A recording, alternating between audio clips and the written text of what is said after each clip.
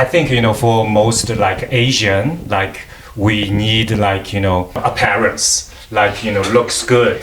So that's more emphasis, like whatever Japan, Korean or in China. I don't know, maybe 95 or, percentage of our, customers or runners are in big cities. They're gonna face people. It's not like, in Queenstown, you go outside of the street, maybe the whole day you won't see any people.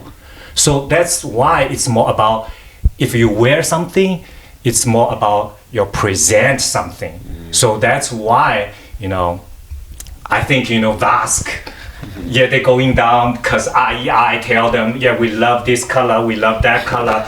But you don't want to be colorful or charming in Yosemite or But in China it's quite different, even in Asian market. So that's quite different when the media came in to promoting on that, show something in image.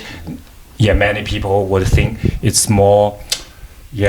And I think that would be a big deterrent to a lot of the trail running culture in the U.S. That kind of exposure and loudness. I think a lot of our trail runners shy away from that. So I actively don't want to be a part of that. I want to be in the woods. I want to, that part has grown a lot. It's like a leave me alone. Oh, you mean the loud part? Well, the loud, the show, the. Yeah, that's true. That's true. But I mean, like in contrast with that was like kind of forbidden, culturally. That would be a big problem. But it's true. And you see this with I think the clubs are growing, at least in Southern California where I am mostly.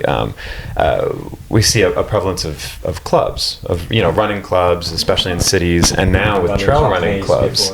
They're supporting with aid stations, and they're making a big event of it. They're bringing their families to events and things like that. And that to me has seemed a little bit newer and different than something 10 years ago, and all kinds of different people. You're having Latino trail running clubs, just different kind of cultural groups that come together and be a part of that. I don't know. To me, that'd be really interesting. I could see that totally happening in like Beijing or in some of the big cities. Like I've been in Chengdu, and like we've taken the metro out to run in the where we've gone to like the mountains outside of the city, and you could have like a trail running club that is in the northwest of the city and hits those mountains, and if your city's 20 million or 25 million, you could have 5 or 10 local trail clubs. And like have fun rivalries. And it would support the races, because the races know, I don't just have 7, 15, whatever entries, you have a block of 50. And you gave them a little discount, but now you have your 50 or you have your 70, and they're gonna. And you have a team competition in addition to the individual. Right, and they support the racing. When I started trail running, I was one in the Washington D.C. area, and we had these blue shirts with our logo on it, and we'd go out to West Virginia, and they'd have their green shirts or whatever. And like it was totally friendly, and like it was fun. That you had a little competition. In Barcelona, we are 1 million people and maybe, 500 clubs. It's cool. Why do you get 500? You see many clubs. We've had Peak Club. So, from my point of view, I like to run alone pretty much most of the time, because it's something that it's my time, my space. And usually when I go like to the seashore, it's like all these clubs, and it's crazy loud running with music, maybe 100 people. It's crazy, but at the same time I think it's good. It's nice to see. It's true. It's kind silent sports always use the opposite way to promote it. And to me, more after the COVID, I think it's the necessity, the instinct of get together, meet new people. And Barcelona, a lot of people from around the world. So you see there meeting different people, Italian and United States people, whatever, from around the world. And it's their time to meet new people. And it's kind of cool, but it's getting crazy. But I think there is a lot of big opportunities for the brand to link with these communities, because in the end you see this community training together each week to do some races, for example. And as Chris said, like you're getting not one or two people, you're getting 100 people to go to marathon of Barcelona, whatever. And you see them all getting together, the pictures, the social media, so they are promoting the race. The brand, if you are lucky enough to link with these kind of communities. And that's something as a media we're trying to do for 2026, to build our own community, because we are digital, 100%. And we think how the AI.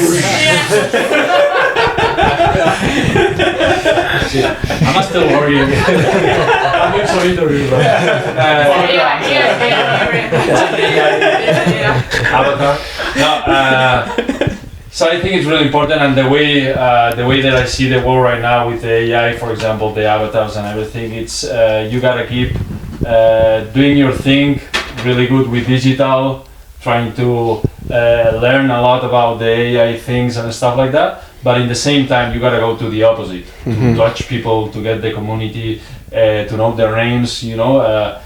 And I think this is probably one of our challenge. I mean, that's one of the interesting things on like clubs, because I think they can be based on so many different things. Like you're in Southern California, I think there's like organic, just like organizations that are running clubs. In smaller towns around, like in Colorado, it's often the running specialty store, like in a Salida or a Gunnison or wherever. And like they have a 1 or 2, 3 nights a week a run, and that's essentially a running club. It could be around an online community or another sort of community, or it could even be a group of friends. Like, do you know the Koalas? No. There's this group, like Igualada, that area. Oh. And there's like a guy, Raul, and he had friends, and they called him Koala, and they had koala shirts. But you just, there's so many, and it could be EMBA programs and in Beijing that could spring up and not be the only reason for a club, but be the nucleus, be the start. Yeah. And I think too, like with the clubs, we were talking about different distances and things like that. I think that's where having a variety of distances at trail races can be crucial. Because if you do want a bigger group and you do want a variety of people to come, you know, maybe 80% of them are doing the 30K or whatever, but they're all going to rally around the guy or the woman doing the 100K, and they're all going to support them really hard. But if it was just the 100K, are they going to come and maybe, you know, it's a lot of self-interest, of course, but I think that makes a strong argument for the variety of distances, because if you do start thinking about these groups and these, you know, clubs or whatever, obviously that you want to bundle them all in right into that one day or weekend, or, you know, 4 days or whatever, or a week. Yeah, or a week or 2 weeks or whatever the heck we're doing. Where are we? But yeah, I think you get that bundling that happens better around multiple distances.